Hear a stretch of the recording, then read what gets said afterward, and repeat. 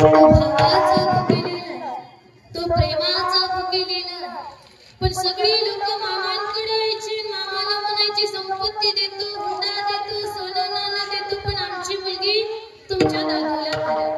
पण मामाने त्यांना स्पष्ट सांगितलं की मला तुमचं काही सुद्धा नकोय, तुमची जी संपत्ती ती नदीमध्ये टाका.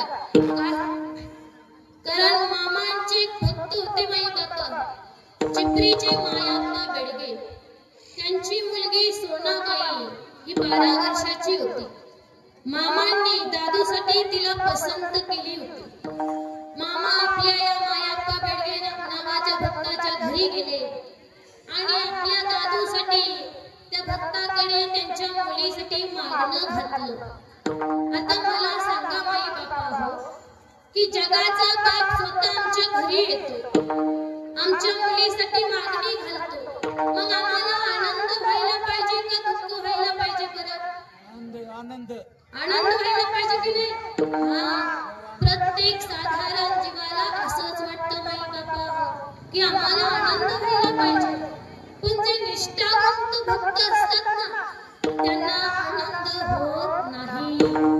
की मामांनी ज्यावेळी आपल्या भक्ताकडे त्यांच्या मुलीसाठी मागणी घातली ना त्यावेळी मायाप्पा बेडगेला हे पटलं नाही. का पटलं नाही?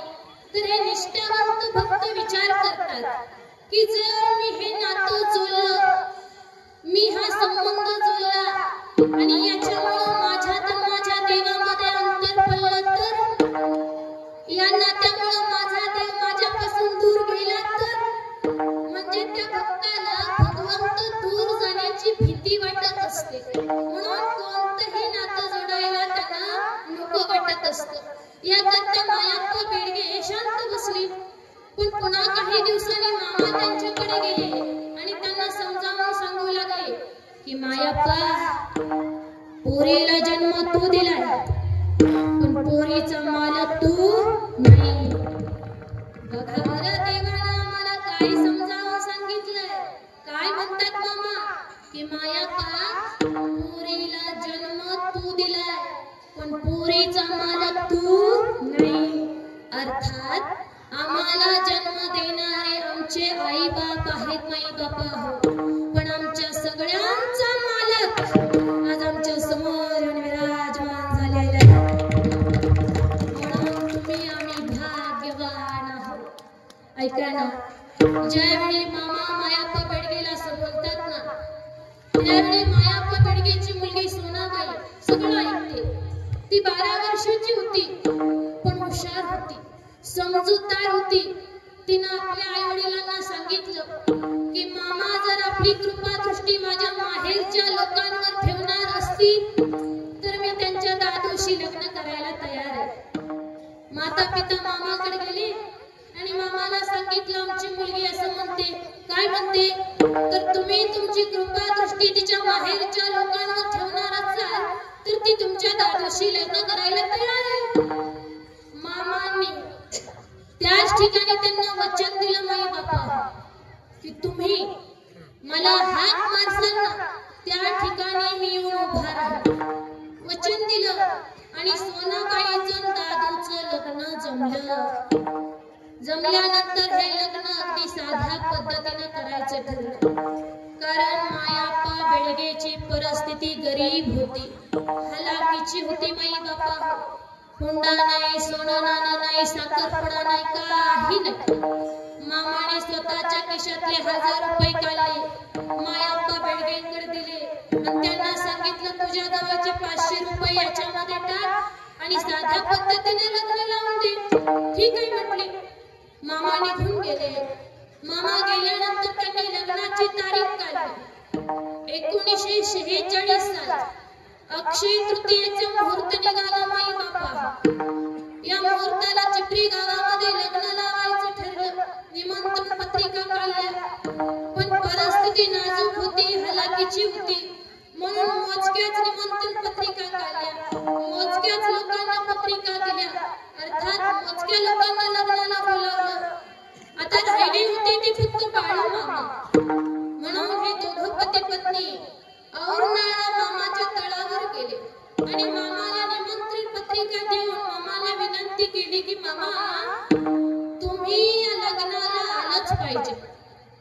बघा बरं माई बाप्पा काय म्हणतात, तुम्ही या लग्नाला आलाच पाहिजे.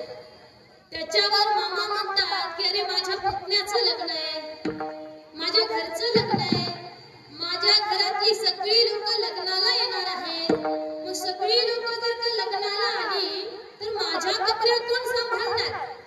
माझ्या बकऱ्या सांभाळण्यासाठी मला येऊन जमणार नाही.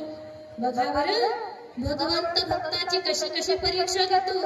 लग्न तर मामाने जमवले, पण मामा काय म्हणतात, मला या लग्नाला यायला जमणार नाही. त्यावेळी हे दोघं पती पत्नी विचार करतात की आपण मामाच्या शब्दाला मान दिला आणि पोरगी द्यायला तयार झालो.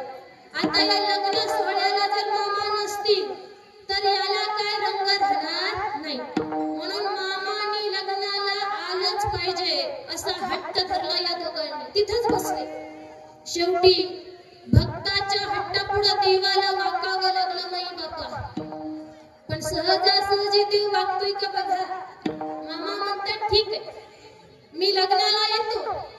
नीट ऐका बरं मामा काय म्हणतात नाही बाप्पा, की मामा म्हणतात मी लग्नाला येतो, पण मी खांद्यावर घोंगडी घेऊन भर 12 वाजता मंडपामध्ये येईन.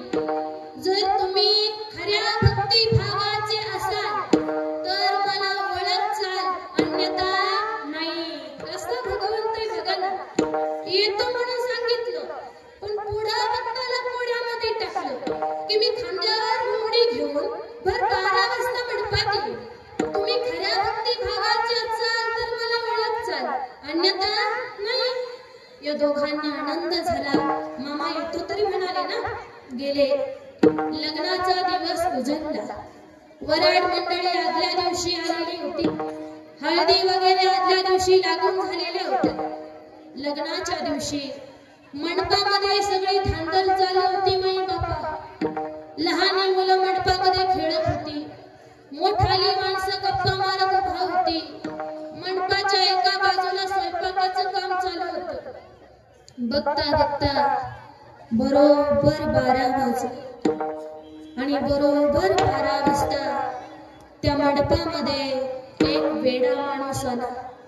की त्या वेड्या माणसाच्या खांद्यावर काळी घोंगडी होती, हातामध्ये शिळ्या भाकरीचा तुकडा होता, अनवाणी पायानं गुंड्या डोक्यानं हा वेडा माणूस मंडपामध्ये आला होता.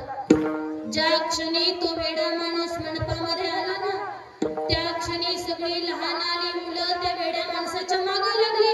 वेडा आला, वेडा आला, वेडा आला, वेडा आला. आणि सगळी मोठाली माणसं म्हणू लागली की असं वेड्यानं मंडपामध्ये येणं, अनवाणी पायानं येणं, बोडक्या डोक्यानं येणं, शिळ्या भाकरीचा तुकडा घेऊन खाणं हे शुभ लक्षण नाही. याला लवकर हाकलून काढा.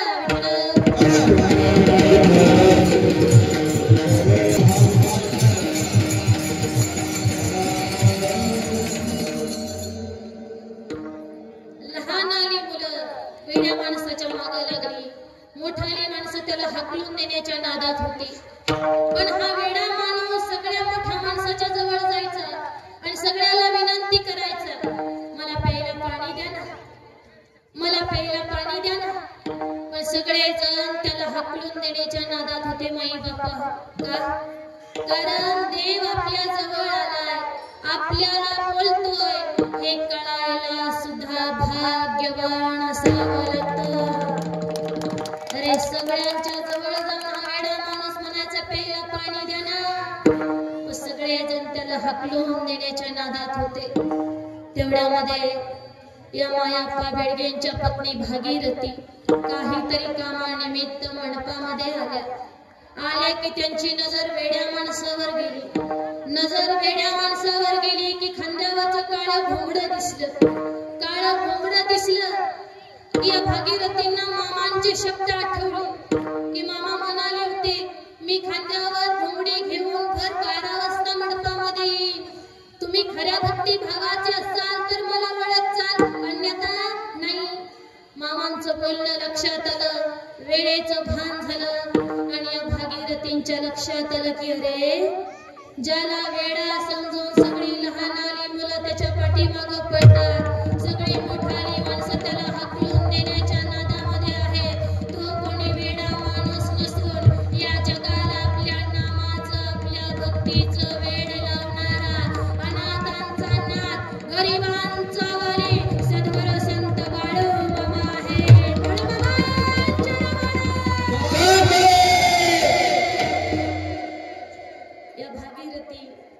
पळतच गेल्या.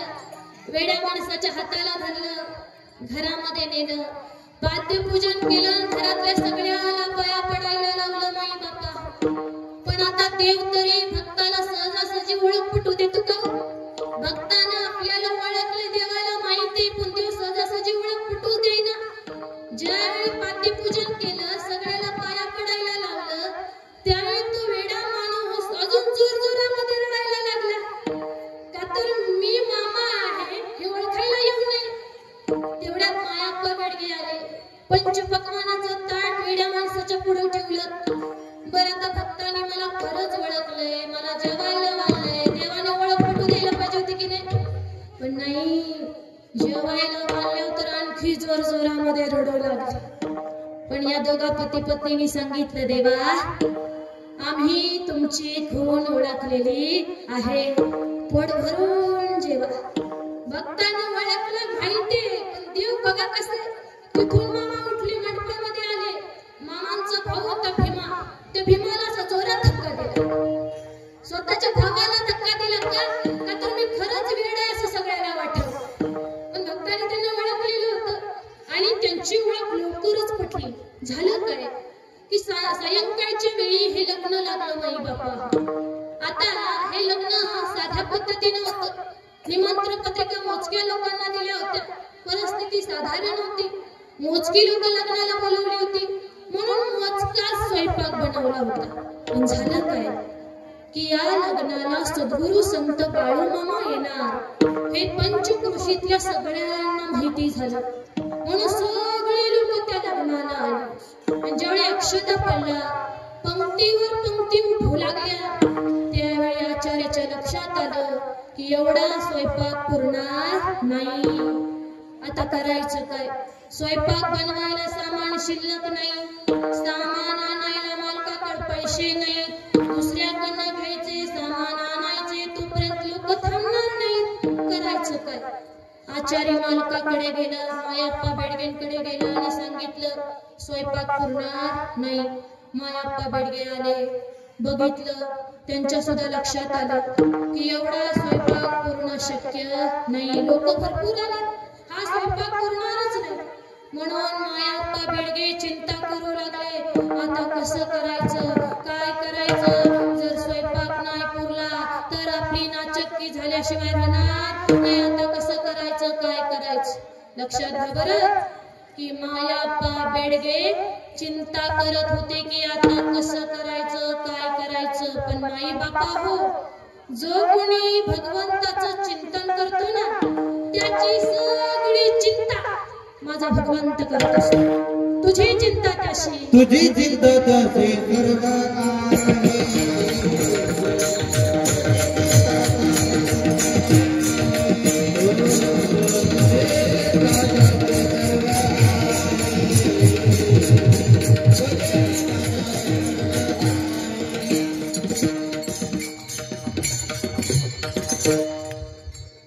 आवडीने भावे हरिनाम घेसी, तुझी चिंता त्यासी सर्व.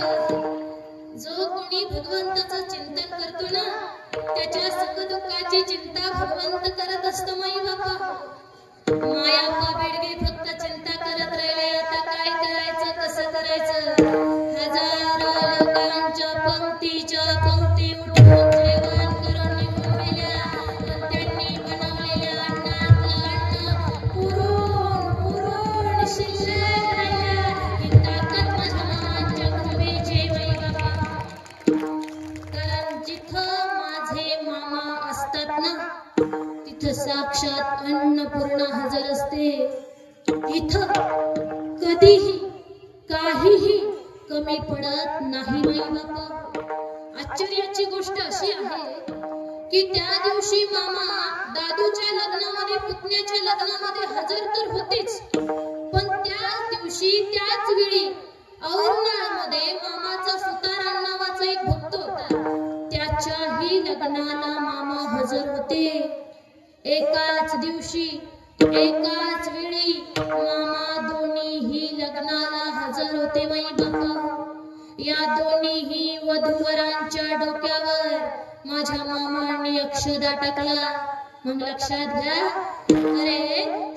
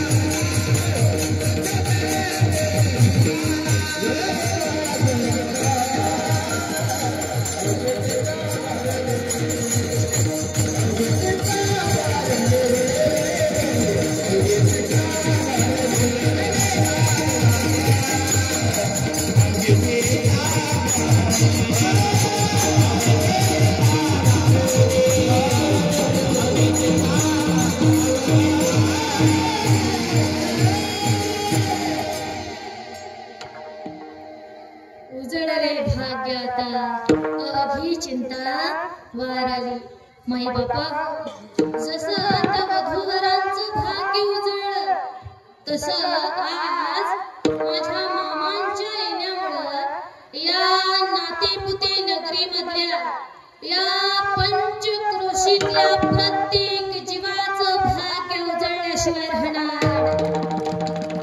का? कारण माझ्या मामांचा भंडारा ज्याच्या कपाळाला लागतो ना, माझ्या मामांचा भंडारा ज्याच्या शेतामध्ये पडतो ना, माझ्या मामांचा भंडारा ज्यांच्या अंगावरती पडतो ना, माझ्या मामांचा भंडारा ज्यांच्या पोटामध्ये घेतो ना, त्याचं भाग्य उजळल्याशिवाय राहत नाही बाई बाबा. ताकद आहे माझ्या मामांच्या भंडारामध्ये, कारण येथे भंडारा ह्याची गंध, भंडाराची तोडे बंध, तोची पुढे बांध ज्ञानाची. तुम्हा मामाला ज्ञान अंधकारातून बाहेर काढणारा माझ्या मामांचा हा अनमोल भंडारा आहे बाई बाबा. ध्यानात घ्या ना, माझे मामा एकतर आपल्या भक्तावर संकट येऊ देत नाही आणि जर आलं तर टाळल्याशिवाय राहत नाही. भक्तावर जर का संकट आलं ना, माझे मामा धावून येतात आणि भक्ताची संकटातून सुटका करत असतात. थोडासा विको द्या दादा. संकटात बाळ मामा येत धावणे, संकटात बाळ मामा येत धावणे, हाती गाडी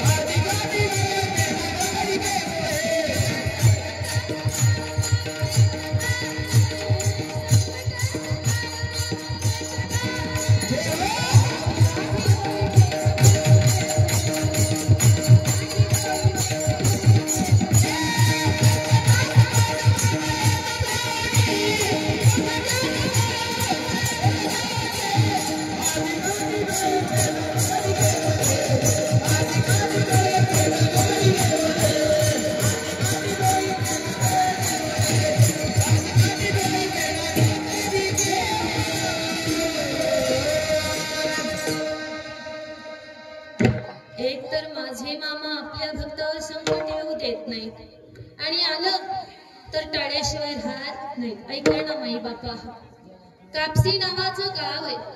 आता ही सगळी गावाची नावं ना कर्नाटकाच्या भागामधली आहेत. कापशीच्या शेजारी बाळेघोळ नावाचं एक ठिकाण आहे माई बापा. एक दिवस मामा, सत्यप्पा शिंगाडे, सौंदतीचे सावकार हे सगळे जण मिळून तिथे एका आंब्याच्या झाडाखाली बसले होते. त्या आंब्याच्या झाडाच्या शेजारून एक पांद जात होती आणि त्या पांदीतून कापशी गावच्या पश्चिम भागातली 10-12 मुलं बोलत चालली होती. मग ही 10-12 मुलं जे काही बोलत होती ना ते सगळं मामांना आणि मामाच्या सहकार्यांना ऐकायला येत होतं. मग ही पांदीतून बोलत जाणारी 10-12 मुलं नेमकं काय म्हणत होती तर ती एकमेकाला म्हणत होती की अरे बाळू मामा देव सांगतोय म्हणे, बाळू मामा चमत्कार दावतोय म्हणे. चला काय चमत्कार दावतोय ते तरी बघूया, कसा आहे ते तरी पाहून येऊया. गेली 12 वर्ष झाली आपण बाळू मामाला पाहावं म्हणतोय पण आपल्याला ते काही घडत नाही. ही पांदीतून जाणारी 10-12 मुलं असं बोलत होती. यांचं सगळं बोलणं मामाने मामाच्या भक्तांनी ऐकलं. पण पांदीतून जाताना त्या मुलांनी आंब्याच्या झाडाखाली बसलेल्या या मंडळीला बघितलं आणि पांदीतूनच आवाज दिला, अहो मंडळी, सद्गुरू संत बाळू मामा कुठे आहेत माहिती का? ऐकलं कुणी? मामानी. पोरांनी आवाज दिला, मामा तिथं बसले होते, मामाने ऐकलं. आता मामांच्या शेजारी जे होते ना त्यांना त्या पोरांना काय उत्तर द्यावं हेच कळेना. का तर ऐकले देवानं. सगळे शांत बसले. पण काही वेळानं मामाने स्वतः उत्तर दिलं. माई बापा बघा बरं देव कसा आहे. मी सांगितलं ना तुम्हाला भक्ताची परीक्षा घेत असतो. मामा स्वतः त्या पोरांना म्हणतात, ए पोरांनो, तो बाळू धनगर तिकडे लांब डोंगरात आहे बघा. कसा देव आहे बघा बरं. पोरांना खरं वाटलं. पोरं निघाली डोंगराच्या दिशेनं. जणू काय देवानं त्यांच्या मनातला भाव जाणून घ्यायचा प्रयत्न केला. माई बापा सगळ्याला आश्चर्य वाटू लागलं, देव असा का बोलतोय. पण पोरं काही अंतरावर गेली की मामाने जणू काय त्यांचा भाव जाणला आणि सत्यप्पा शिंगाडीला सांगितलं, शिंगाडी जा आणि त्या पोरांना माघारी बोलव. शिंगाडी पळत गेले. पोरांना माघारी बोलवून आणलं. पोरं मामाच्या समोर येऊन थांबली. मामा त्या पोरांना म्हणतात, ए पोरांना, तो बाळू धनगर वय तो मीच आहे. तुम्हाला चमत्कार बघायचा आहे ना? मी तुम्हाला चमत्कार दाखवतो. पण जर चमत्कार बघायचा असेल तर अगोदर तुम्हाला आपापल्या कमरा घट्ट पकडाव्या लागतात आणि माझ्या आज्ञेचं पालन करावं लागेल तर चमत्कार दाखवतो, अन्यथा नाही. आता मला सांगा, चमत्कार बघायला कुणाला नको वाटतं? लहानापासून म्हाताऱ्यापर्यंत फक्त चमत्कार तर पाहिजे ना माई बापा. हो, पुरं तयार झाली. ठीक आहे म्हटले, आम्ही तुमचं सगळं ऐकतो, आम्हाला चमत्कार दाखवा. मामा म्हणले ठीक आहे. पोरांनी आपापल्या कमरा घट्ट पकडल्या. पोरांनी कमरा घट्ट पकडल्या की मामांनी त्यांना डोळे मिटायला सांगितले. पोरांनी आपापले डोळे मिटून घेतले. पोरांनी डोळे मिटले आणि माझ्या मामांनी आपलं रूप पालटलं. 7 घडीच्या भुजंगाचं रूप धारण केलं. मामा आनंदाने डोलू लागले.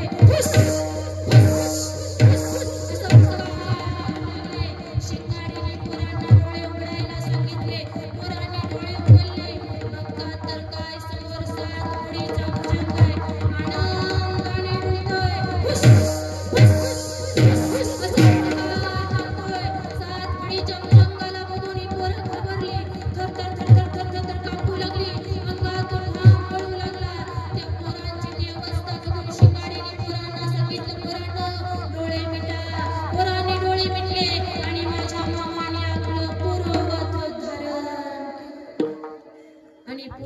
डोळे उघडायला सांगितले. ज्या क्षणी पोरांनी डोळे उघडले ना, समोर साक्षात सद्गुरू संत बाळू मामा उभे होते. पोरं पळत गेली असे मामांच्या चरणी नतमस्तक. मामा बाळांनो, बघितला ना चमत्कार? कशाही असो, गेली 12 वर्ष झालं तुम्ही माझी आठवण काढून माझी भक्ती करणारे भक्तच आहात. बघा बरं माई बाप्पा, या पोरांनी 12 वर्ष मामाला भेटण्याची आस मनामध्ये धरली होती. एक तप त्यांचं पूर्ण झालं होतं. भगवंताची भक्ती त्यांनी 12 वर्ष केली होती, पण त्यांना त्यांच्या भक्तीचं अनमोल फळ आलं. माझ्या मामांच्या रूपानं त्यांना साक्षात पद्मनाभाचं दर्शन झालं. भंगाचं दुसरं चरण संत दर्शनी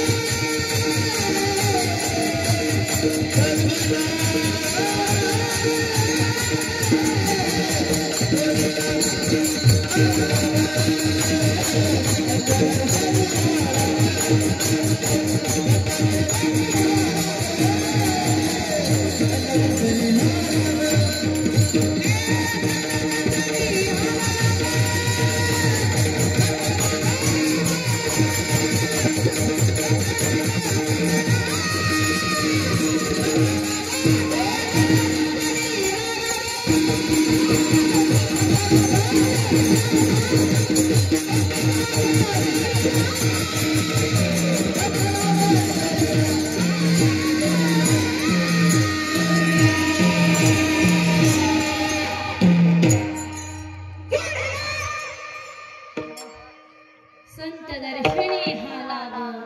पद्मनाभ जोडीला जसं त्या मुलांना मामांच्या रूपानं पद्मनाभ भेटला ना माई बापा, तसं आज तुम्हा आम्हाला